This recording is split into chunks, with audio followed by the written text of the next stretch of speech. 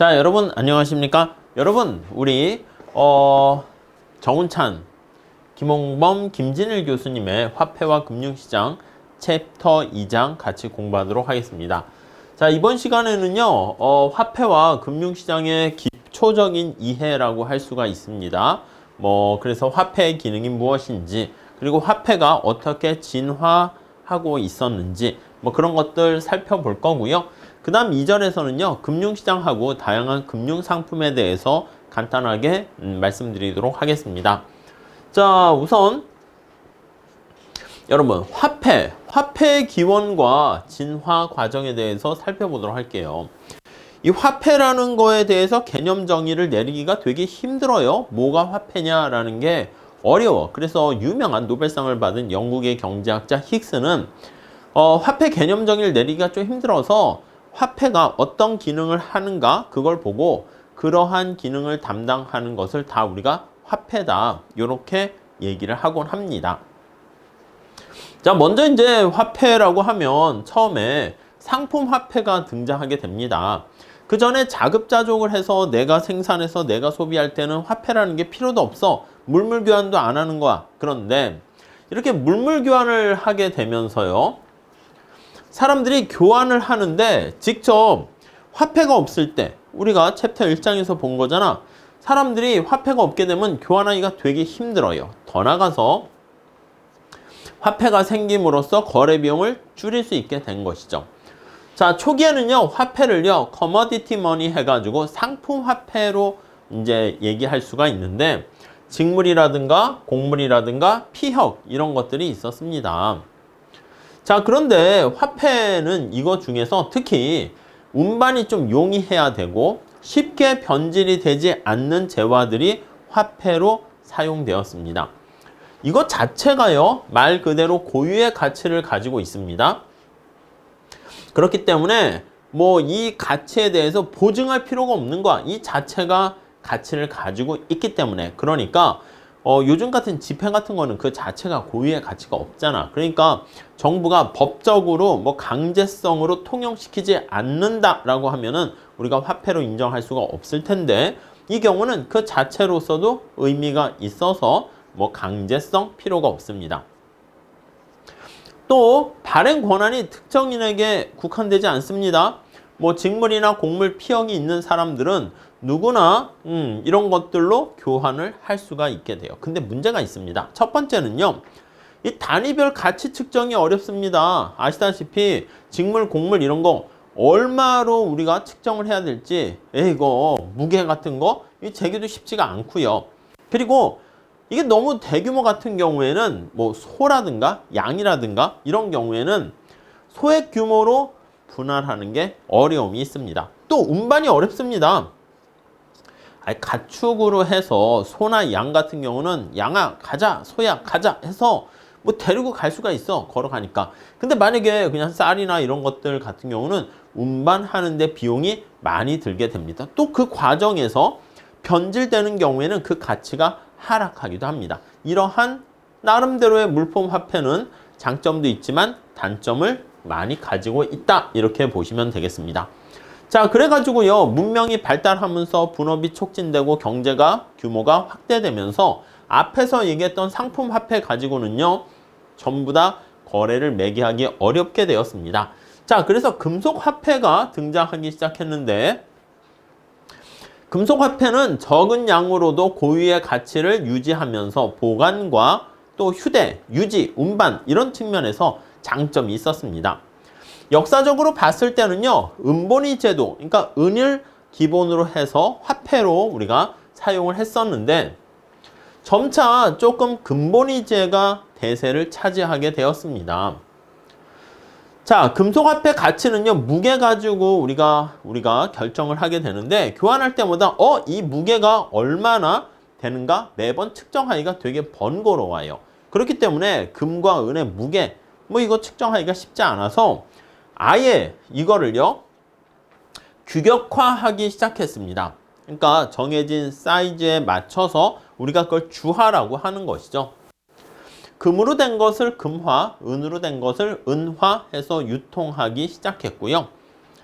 귀금속도요, 금속 화폐로서 우리가 사용될 수 있는데, 몇 가지 뭐 하기 위해서는 필요한 요인들이 있었습니다. 오히려 우리가 철 같은 경우도 우리가 금화나 음화처럼 이렇게 하기도 했대. 왜냐면 철 같은 경우는 너무 무겁거든. 그러면 무거우면 운반이 어렵잖아요. 운반이 어려운 만큼 거래를 활성화시키지 않는 거야. 너무 거래가 활성화되다가 오히려 지나치게 과소비 이렇게 갈 수가 있는데, 오히려 그런 걸 억제하려고 철을 우리가 이제 화폐로 사용하기도 했다. 뭐 그렇게도 얘기하더라고요.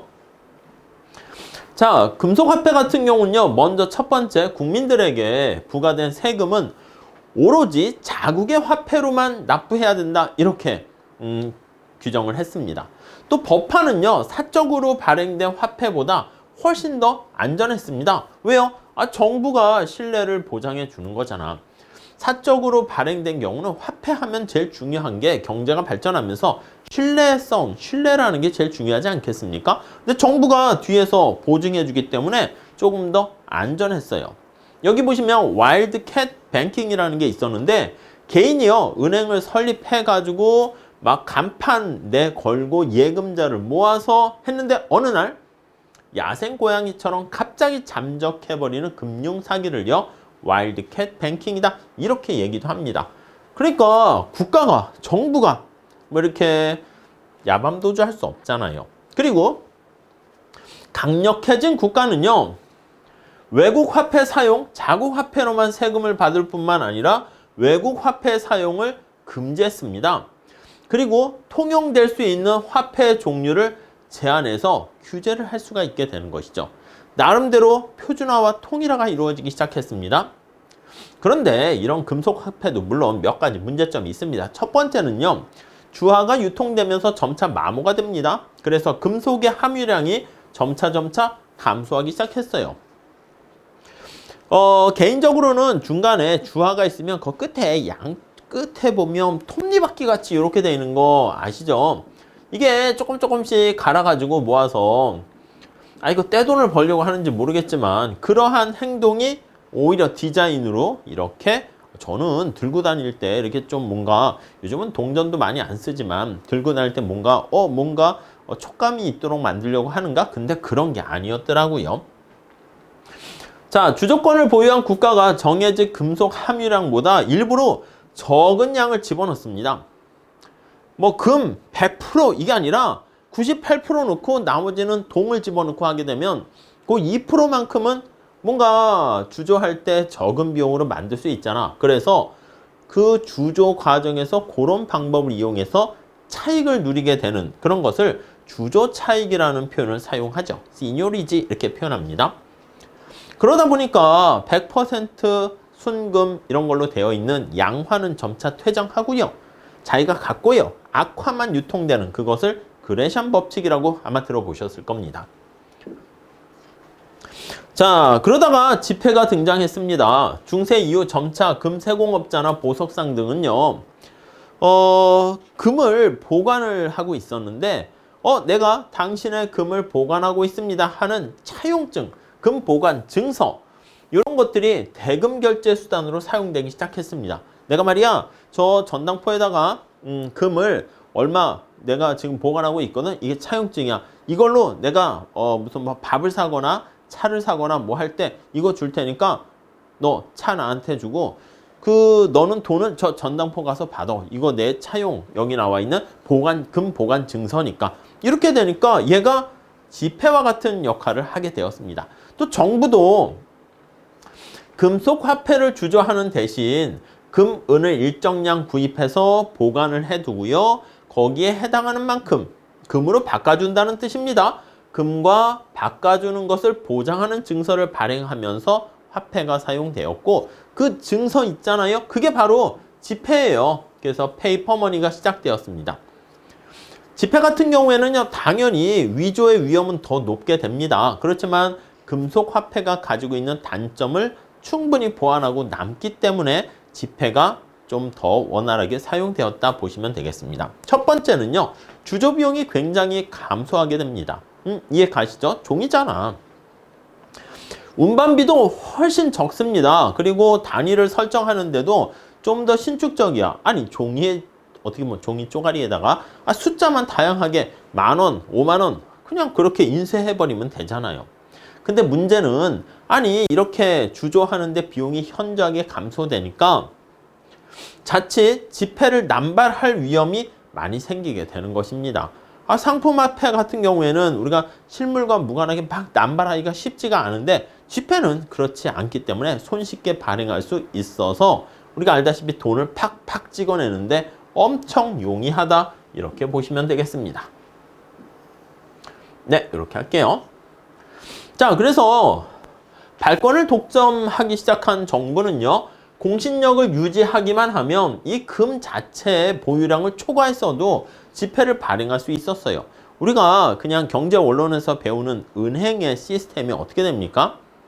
예금자들이 돈을 예금했을 때 100% 지급을 위해서 준비할 필요가 없이요. 일부만, 왜냐면 여러 사람들이 예금을 하잖아. 그러니까 일부만 지급을 하기 위해서 보관하고 있어도 충분합니다.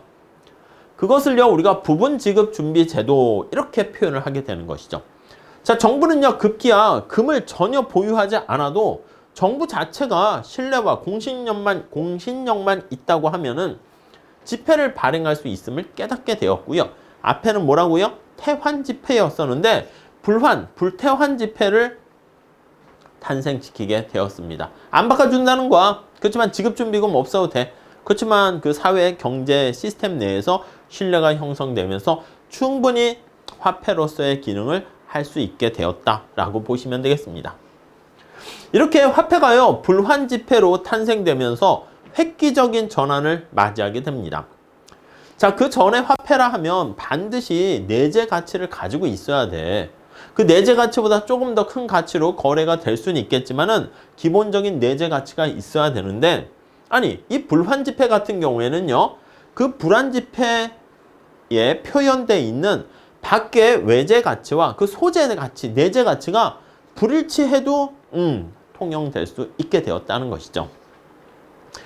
자, 지폐는요, 일정 액수를 나타내는 하나의 토큰에 불과하기 때문에 이러한 불환지폐를 우리가 명목화폐, 토큰 머니, 노미널 머니 이렇게 표현을 하게 되는 것이죠. 자, 그래서 불환지폐는 정부에 대한 신용을 근거, 계속 얘기하지만 공신력, 신용 이걸 근거로 해서 유통되고 있기 때문에 신용화폐라고 이렇게 불리기도 합니다. 자, 그 다음 보면요, 예금화폐가 등장합니다. 금융의 현대화가 이루어지면서 공신력을 갖춘 어떤 경제 주체가 있으면 화폐와 비슷한 거래 가능한 기능을 하는 그런 토큰을 발행할 수 있습니다. 은행이 이제 점차 금융의 현대화가 이루어지면서 공신력을 갖춘 기능, 역할을 하게 되었고요. 예금자가 요구하는 즉시 현금이 인출될 수 있는 요구불 예금 같은 경우에 우리가 화폐금융론, 거기 경제원론에서 보신 바와 마찬가지로 그게 준비되어 있으면 어음과 수표 등도 일반적으로 교환 매개 수단으로 활용할 수 있게 된 것입니다. 여기 나와 있는 수표 같은 경우에는 어떤 장점이 있는가라고 하면은요, 지폐 같은 경우에는요, 우리가 그 숫자가 거기 딱 이렇게 입력돼 있잖아요. 근데 이 경우에는 사용자가 임의로 금액을 기입을 해서 교환에 사용할 수가 있게 된다는 것이죠. 예, 그게 장점이고, 두 번째, 개인적으로요, 그걸 이설을 하는 거야. 사인을 해서 통용되기 때문에 영수증이나 거래 기록이 거기 남아있다는 장점이 있어요. 우리 화폐 같은 경우에는 뭐야? 지폐 같은 경우에는 아니 이거 어떻게 누구 손을 거쳐서 나한테까지 왔는지 그런 게 없잖아. 근데 이러한 은행이 제공하는 수표 같은 경우는 추적이 가능합니다. 그리고 사회 전체적으로 발행 비용이 지폐보다 훨씬 더 저렴해요. 이제 단점은 뭐야? 정부가 보증하는 법화는 아니기 때문에 강제 통용력이 좀 없어. 그리고 공신력이 깨지게 되면 당연히 인정받지 못할 수가 있고요. 그러니까 은행이라는 시스템이 없는 곳에 가버리게 되면은 낯선 곳에서는 사용이 불가능합니다. 이해 가시겠죠? 그리고 수표를 다시 현금으로 전환하는데 시간과 비용이 들어요. 우리가 유동성이 좀 낮다 이렇게 생각하시면 되겠습니다. 그리고 발행된 수표가 만약에 파산되거나 부도가 났어. 그럼 그걸 가지고 있는 사람 뭐야? 못 받잖아. 그러니까 손실을 입을 가능성도 있다라는 게 단점이다. 이렇게 보시면 되겠습니다. 자, 이러한 장단점을 내포한 예금 화폐가 시장에서 화폐로 인정받는 데에는 좀 경제학설자 사정으로 많은 논란이 있었습니다. 리카르도를 비롯한 통화학파들은 안 돼. 이거 예금 화폐는 화폐로 간주할 수 없어. 이렇게 주장을 했고요. 손튼을 중심으로 한 금융 실무가들은요. 은행학파라고 하는데 야, 이것도 공신력이 있고 나름대로 거래의 매개수단 되니까 화폐로 간주해야 되는 거 아니야? 이렇게 된 거죠. 자, 이 논쟁은요. 1847년 공황에 처한 영국 정부가 발권을 제한을 규정 그런 것을 수정하면서 인정해 주자. 이렇게 되면서 은행학파의 승리로 막을 내리게 되었고요. 통화주의자들의 이러한 주장은요. 나중에 또 화폐 수량설로 다듬어지면서 통화주의 이쪽으로 발전하게 됩니다.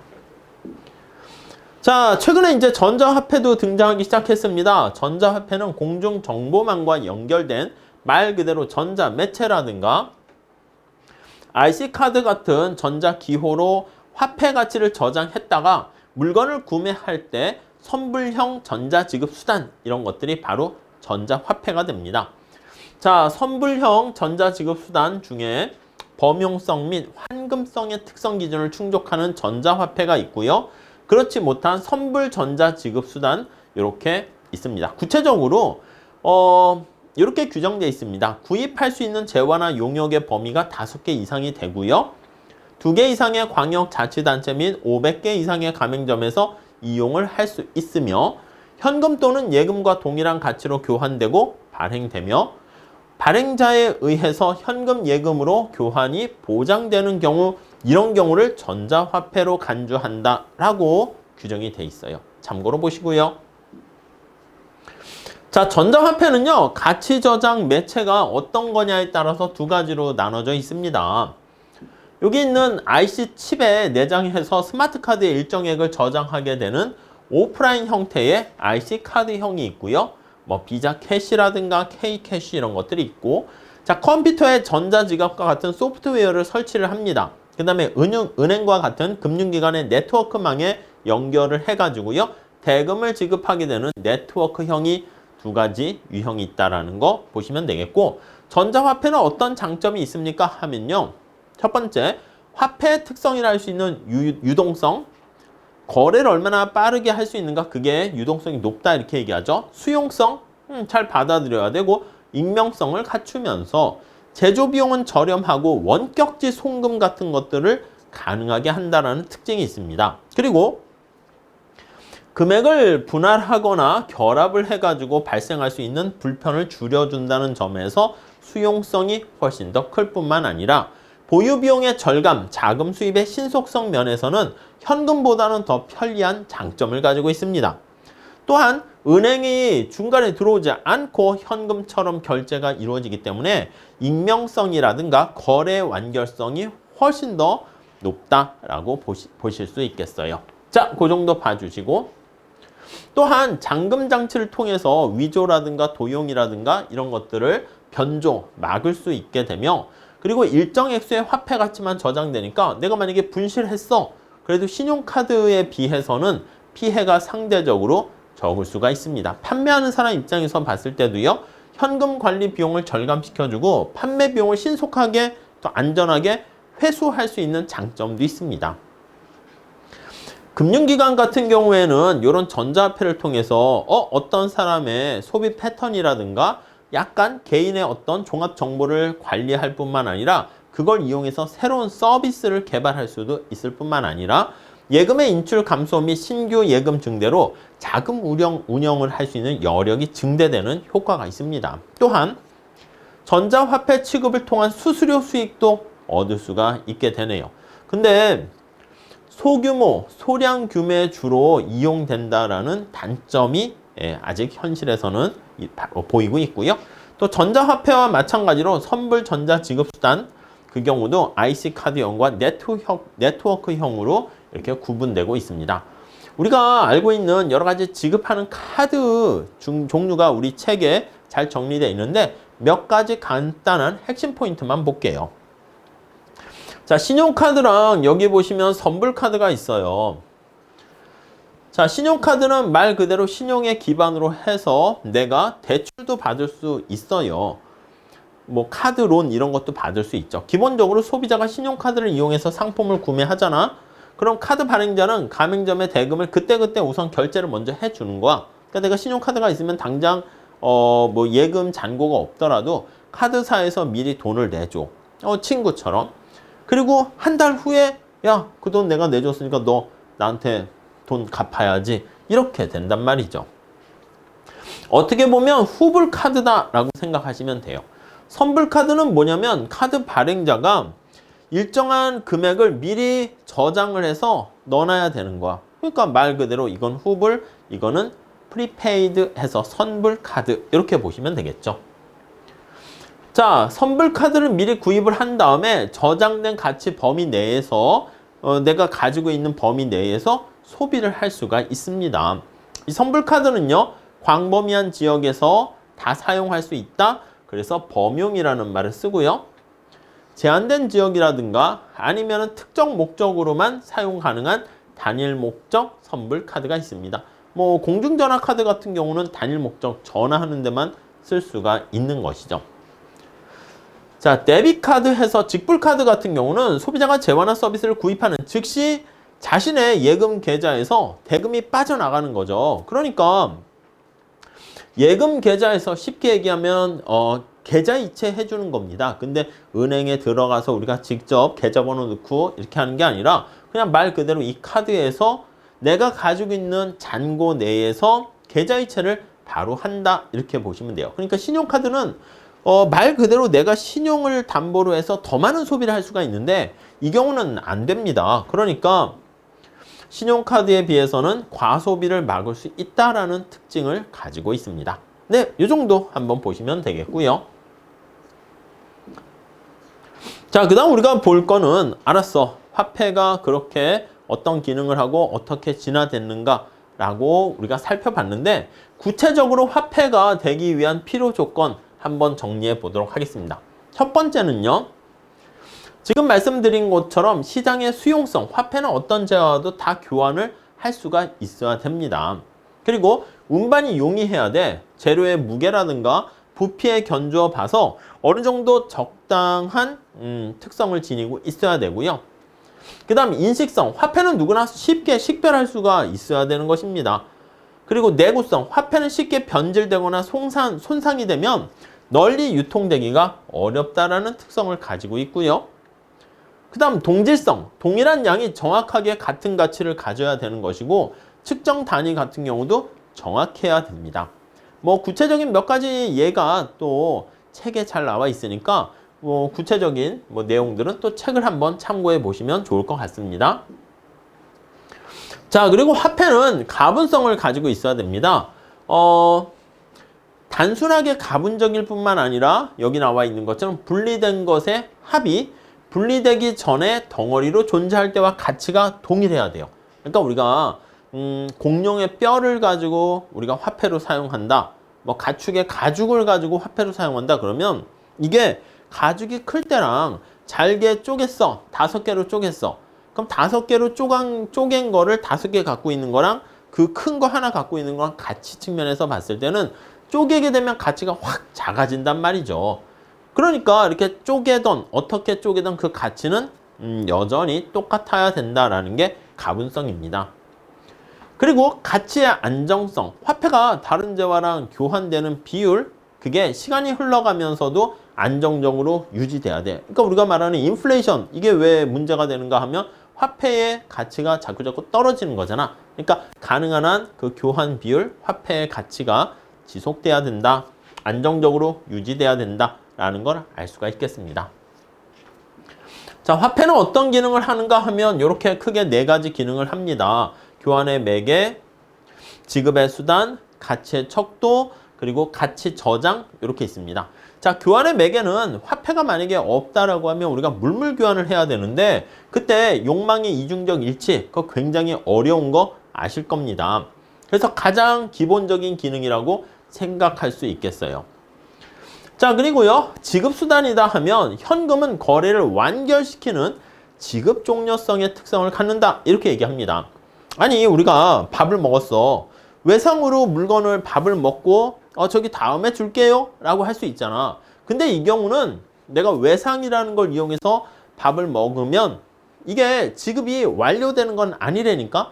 국밥집 사장님이 저한테 청구할 수 있는 권리가 있어요. 야, 너 밥 먹었으니까 돈 내놔. 이렇게 하면은 제가 예, 이렇게 해야 되잖아. 근데 그러한 교환 관계가 제가 현금을 지급함으로써 매듭 딱 끝난단 말이죠. 그게 우리가 지급 종료성을 나타낸다, 이렇게 보시면 되겠습니다. 자, 그 다음에 가치의 척도. 만약에 화폐가 된 상품은 다른 재화 가치의 기준이 돼서 비교를 손쉽게 해줍니다. 어떤 가치의 기준 역할을 해준다는 거야. 만약에 물물교환 경제다, 100개의 상품이 있으면 우리가 화폐, 환율 생각해 보세요. 우리나라가 일본과의 화폐 가치가 몇 대 몇이고, 위안화와 몇 대 몇이고, 브라질과 몇 대 몇, 멕시코와 몇 대 몇, 이렇게 하면은 여기 나와 있는 것처럼 이렇게 조합의 원리에 따라서 100개의 상품이 존재하면 100 콤비네이션 이거 뭐 계산하는 거는 그냥 넘어가시고요. 그럼 이렇게 많은 교환의 어떤 가지수가 필요해. 근데 화폐가 있어. 예를 들면 우리가 달러를 기준으로 한다 그러면 우리가 달러와의 교환 비율을 알면, 달러와 뭐 위안화의 교환 비율을 알면 우리나라와 달러가 매개 역할을 하니까 위안화와의 교환 비율을 알 수 있습니다.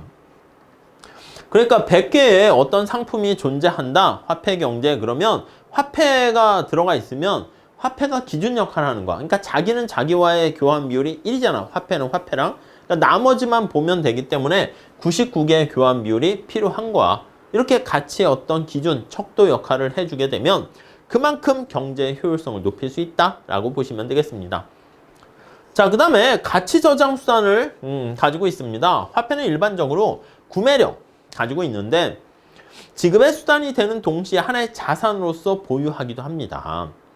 자, 이 네 가지 기능 중에서 화폐가 가치 저장 수단으로 가지게 되면 사람들이 경제 내에 이게 화폐가 유통되지 않고 교환의 매개 기능을 주로 해야 되는데 꾹 가지고 있게 되면 어떻게 됩니까? 그게 돈이 사라지는 거죠. 그럼 경제 기능을 위축시킬 수도 있긴 합니다. 하지만 우리는 화폐를 가지고 가치 저장의 기능도 우리가 수행한다라고 보시면 되겠습니다. 자, 이 네 가지가 화폐의 기본적인 기능이다라고 생각을 해보시면 되겠어요.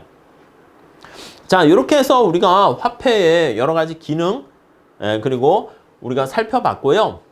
이렇게 보신 다음에 다음 시간에는요, 살펴봤고요. 다음 시간에는요, 우리가 2절에 대해서 우리 같이 공부해 보도록 하겠습니다. 자, 여기까지 할게요. 감사합니다.